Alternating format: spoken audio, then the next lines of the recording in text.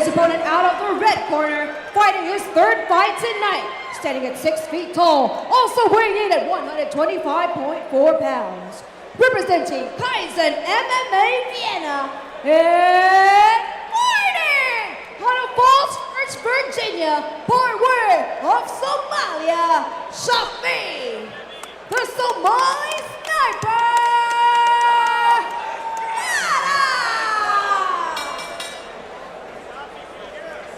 This one set for 3 2-minute rounds. Not sure we're gonna see all those 6 minutes when you think of the recent history of these two. There you see Kester Abad, a lifetime highlight reel that will play in for the entire history of UNF, you gotta believe, as he takes on the Somali Sniper, Shafi Farah. Should be fireworks in this one, gentlemen. Farah immediately takes the center of the cage as Abad starts working left to right, switching up.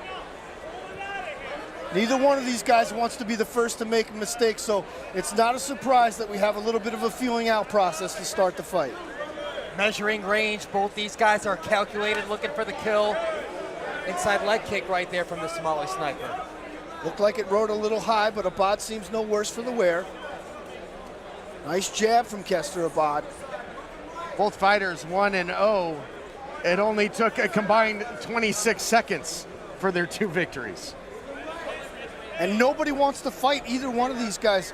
Since those knockouts, it's been a hard time for these guys to find a fight, so why not match them up together? Great job by Ryan Buckner, our matchmaker here, to put these two together inside the Up Next fighting cage. Yeah, powder keg mentality in this one, but you got to wonder if both have seen that viral footage. You got to wonder if these two are both going to be a little hesitant, a little gun shy.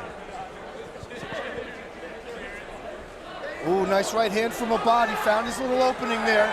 Pushing far back up against the cage, but the Somali Sniper able to reverse positions here.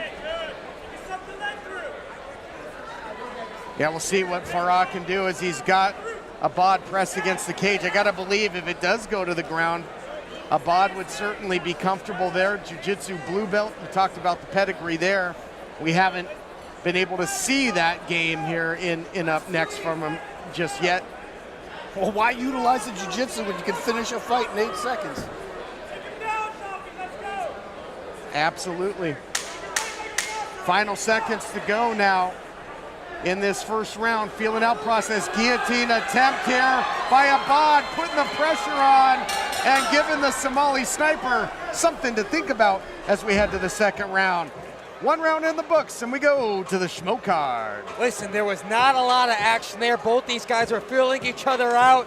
Kester Abad, though, was able to grab that neck towards the end. Will that be enough on the judges' scorecard? That will be interesting to see. But if you want to give him a little bit of the nod because of the action at the end, maybe you give it 10-9 Abad over to the Somali Sniper. But listen, that was a toss-up first round. What do you think, Jonathan? You know, when you have these guys with that long feeling out process, it's a matter of who does what first. And I think Abad was able to close the distance and land that one shot and then secure that attempted guillotine, attempted a submission. Farah did not do much in that first round, so I tend to agree. In a very close round, I gave it to Abad. These two reserving those gas tanks in round 1. We'll see if they put the pedal to the metal here in round 2. This one's scheduled for 3 2-minute rounds of action. Flyweight division, rising stars battle here at Up Next Fighting. Guillotine attempt there at the end of the round for Abad. Was that enough to put an exclamation point on it? We'll see if it becomes a factor. Also worth noting, Abad is absolutely saturated with sweat, where his opponent, Somali Sniper, seems to be dry and calm, cool, and collected. Let's see if that plays into this fight here. Abad flirting with the head kick, but breathing through a wide open mouth here, boys. Yeah, and you can see Somali Sniper here pawn with that left, really trying to set up that right hand, get his distance. Like to see these guys as they continue. Nice That's a nice right hand. Establish some more feints, get in and out with the movement, some level changes, give their opponent more to think about. And then Abad chasing forward. Good job by both fighters so far in this round. A little bit more action. With a minute left. Very reminiscent, though, of what we saw at the end of round one with Farah getting him up against the cage. It opened opportunity in round one for the guillotine attempt. But Farah was trying to set up that big right hand, connected with one, and then almost immediately Abad blitzed in his own right. Look at this. It's all. Are we watching replays? It's got like rubber arms to be able to get the guillotine from that position. It's going to be very tough to finish it. He gives it up, but now going back to the well one more time here. Now 30 seconds left. Can Farah bring his opponent to the mats? Do something to secure a victory and the scorecard for the second round. And Abad's got a little more time to work with this. You know, he cinched it in with the final seconds in round one, but not in real harm's way right now is Farah, but seconds ticking away. And again, you got Abad that is able to maintain some pressure and position here to end out the round. Man, it was like history repeating itself. I got to tell you, Punxsutawney Phil's got nothing on me. It's Groundhog I Day. am the prognosticator of prognosticators. I told you, when you get two strikers, very often you see a grappling match, and that's exactly what's on display right now. You did call that correctly too, but you gotta wonder, is Farah feeling the power from Abad and maybe sensing that a little bit and wanting just to close the distance and grapple with him a little bit? You gotta wonder what's going through the Somali sniper's mind right now, because we're used to seeing him making highlight reel knockouts. I thought you dropped the Punxsutawney Phil reference because it was Groundhog Day. It's like we relived the same exact round twice. Phil Connors? We're gonna head to the third and final. Who can put their mark on this fight? It's anybody's ball game, you gotta believe right now, but not exactly what we expected between these two, but you gotta think each has some tricks up their sleeve here in the third and final round. I mean, this third round's got a little bit of a powder keg feel, at least it does for me. I expect to see the hands flying in this round. The two embrace. The third and final round is off and running. Time to fight on here at Up Next Fighting. And these two certainly have the ability to finish a fight within one round. Both these guys utilizing a lot of feints to try to create openings, but neither one of them able to capitalize on any of them yet. We're standing eyeball to eyeball, and we're just waiting to see who blinks. Farah started to get busy, throwing a punch leg kick, answered nicely there, downstairs by Abad. Monkey see, monkey do. Sure. You see the movement by Farah there, starching the opportunity for Abad on the opening, unable to pull the trigger. Nice leg kick. It's been successful there.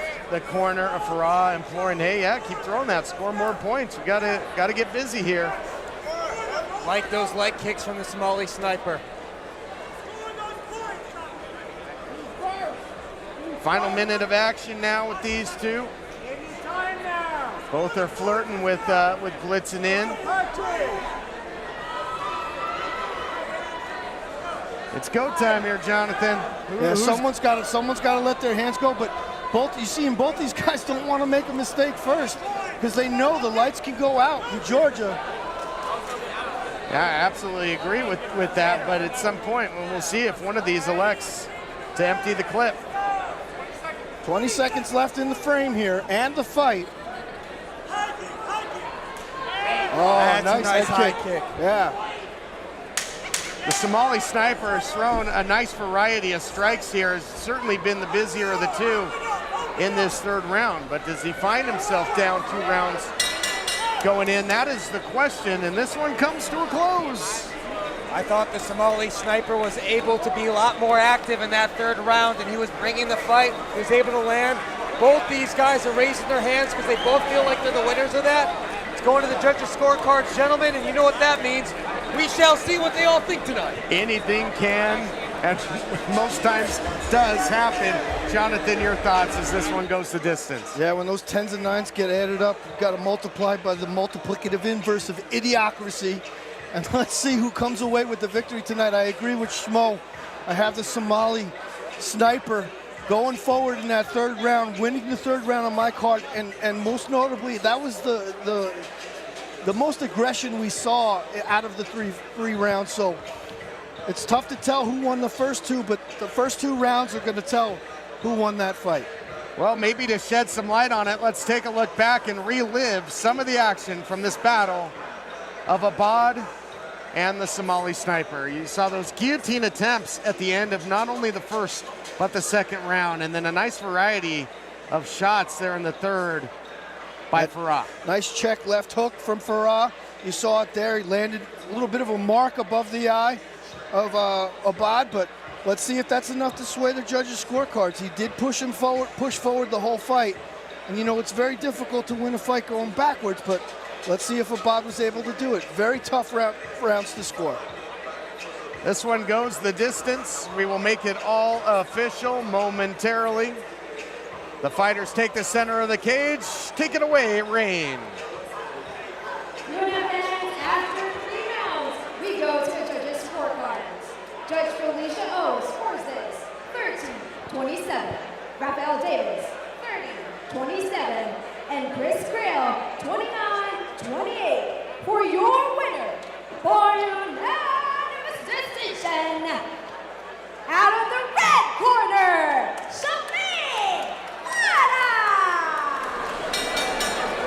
Somali Sniper took aim with the most meaningful strikes in the fight there in that third round. Might have been enough. And the Schmo standing by to get a word.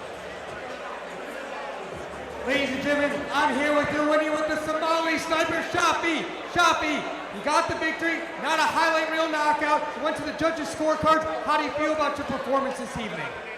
2 technical guys, sometimes it will be a little bit slower. I thought it would be a sprint, but man, this whole camp I was scared of that guy. His KO was nasty. I have a KO, I'm sure he felt the same way. We're amateurs, but we're working our way up. I know I'll fight him again in the pros and the UFC, so that's the goal. And you're able to apply that pressure in the third round. You're able to land the strikes, bring more of the fight to him. What would you like to see out of yourself the next time you compete up next? I got a question for you. What did you think about my boxing? Boxing, it's crisp. I thought your head. Doesn't matter what you think, Schmo. Doesn't matter what you think. Trying to pull the rock on the Schmo right now. We like it. Final message for all your fans out there. Somalia hanolato. Allahu Akbar. God is great. Peace around the world. Alhamdulillah. Always. Thank you, Schmo. Give it up to your winner, ladies and gentlemen. Todd and John, back to you. It doesn't matter if you throw it back to us, Schmo. All right, Somali Sniper gets the victory and perhaps a more technical chess match than we expected, but Farah gets the win, and more action coming your way from up next.